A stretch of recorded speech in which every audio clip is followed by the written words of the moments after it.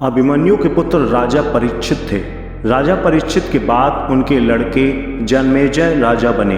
एक दिन जन्मेजय वेद व्यास जी के पास बैठे थे।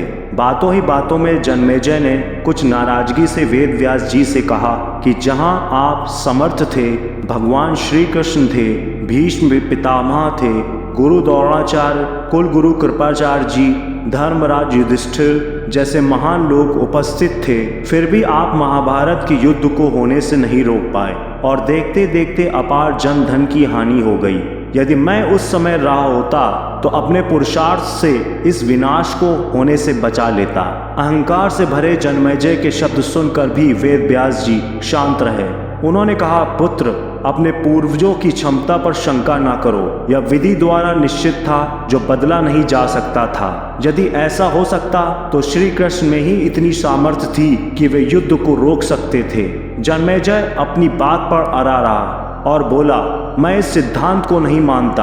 आप तो भविष्यवक्ता हैं। मेरे जीवन की होने वाली किसी होनी को बताइए, मैं उसे रोककर प्रमाणित कर दूंगा कि विधि का विधान निश्चित नहीं होता। व्यास जी ने कहा, पुत्र, यदि तुम यही चाहते हो तो सुनो। कुछ वर्ष बाद तू काले घोड़े पर बैठकर शिकार करने जाएगा। दक्षिण दिशा में समुद्र तट पर पहुंचेगा। वहां तुम्हें एक सुंदर स्त्री मिलेगी जिसे तू महलों में लाएगा और उससे विवाह करेगा। मैं तुमको मना करूंगा कि ये सब मत करना, लेकिन फिर भी तुम यह सब करोगे। इसके बाद उस लड़की के कहने पर तू एक यज्ञ करेगा। मैं तुमको आज ही चेता कर रहा हूं कि उस यज्ञ को तुम वृद्ध ब्राह्मणों से कराना, लेकिन वह यज्ञ तुम युवा ब्राह्मणों से कराओगे। और जन्मेजय ने हंसते हुए व्यास जी की बात काटते हुए कहा कि मैं आज के बाद काले घोड़े पर ही नहीं बैठूंगा, तो ये सब घटनाएं घटित ही नहीं होंगी। व्यास जी ने कहा, ये सब होगा, और अभी आगे की सुन। उस यज्ञ में एक ऐसी घटना घटित होगी कि तुम उस रानी के कहने पर उन युवा ब्राह्मणों को प्राण दंड दोगे, जिससे तुम्हें ब्रह्म हत्या का पाप लगेगा और तुम्हें कुष्ठ रोग होगा, और वही तेरी मृत्यु का कारण बनेगा। इस घटनाक्रम को रोक सको तो रोक लो। व्यास जी की बात सुनकर जन्मेजय ने एहतियातवश शिकार पर जाना ही छोड़ दिया। परंतु जब होनी का समय आया तो उसे शिकार पर जाने की बलवती इच्छा हुई। उसने सोचा कि काला घोड़ा नहीं लूंगा, पर उस दिन उसे अस्तबल में काला घोड़ा ही मिला। तब उसने सोचा कि मैं दक्षिण दिशा में नहीं जाऊंगा, परंतु घोड़ा अनियंत्रित होकर दक्षिण दिशा की ओर गया और समुद्र तट पर पहुंचा। वहां पर उसने एक सुंदर स्त्री को देखा और उस पर मोहित हुआ। जन्मेजय ने सोचा कि इसे लेकर महल तो जाऊंगा, लेकिन शादी नहीं करूंगा। परंतु उसे महलों में लाने के बाद उसके प्यार में पड़कर उससे विवाह भी कर लिया। फिर रानी के कहने से जन्मेजय द्वारा यज्ञ भी किया गया। उस यज्ञ में युवा ब्राह्मण ही रखे गए। किसी बात पर युवा ब्राह्मण रानी पर हंसने लगे। रानी क्रोधित हो गई और रानी के कहने पर राजा जन्मेजय ने उन्हें प्राण दंड की सजा दी। फलस्वरूप उन्हें कोढ़ हो गया। अब जन्मेजय घबरा गया और तुरंत व्यास जी के पास पहुंचा और उनसे जीवन बचाने के लिए प्रार्थना करने लगा। वेद व्यास जी ने कहा कि एक अंतिम अवसर तेरे प्राण बचाने का और देता हूँ। मैं तुझे महाभारत में हुई घटना का श्रवण कराऊंगा, जिसे तुम श्रद्धा एवं विश्वास के साथ सुनना है। इससे तेरा कोढ़ मिटता जाएगा।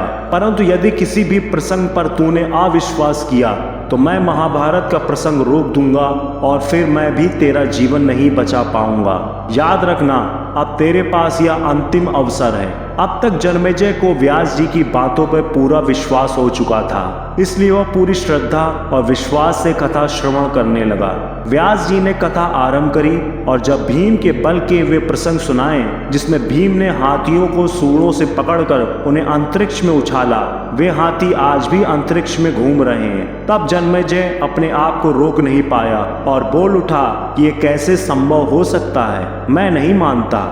व्यास जी ने महाभारत का प्रसंग रोक दिया और कहा कि पुत्र, मैंने तुझे कितना समझाया कि अविश्वास मत करना, परंतु तू अपने स्वभाव को नियंत्रित नहीं कर पाए, क्योंकि यह होनी द्वारा निश्चित था। फिर व्यास जी ने अपनी मंत्र शक्ति से आह्वान किया और वे हाथी पृथ्वी की आकर्षण शक्ति में आकर नीचे गिरने लगे। तब व्यास जी ने कहा, यह मेरी बात का प्रमाण है।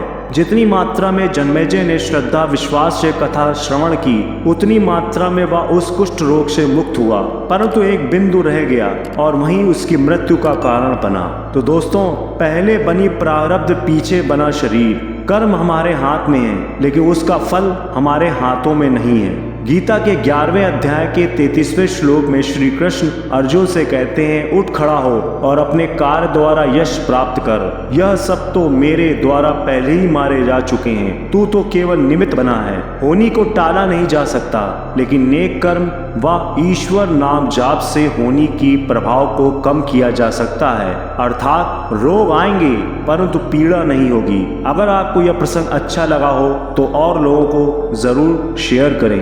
धन्यवाद।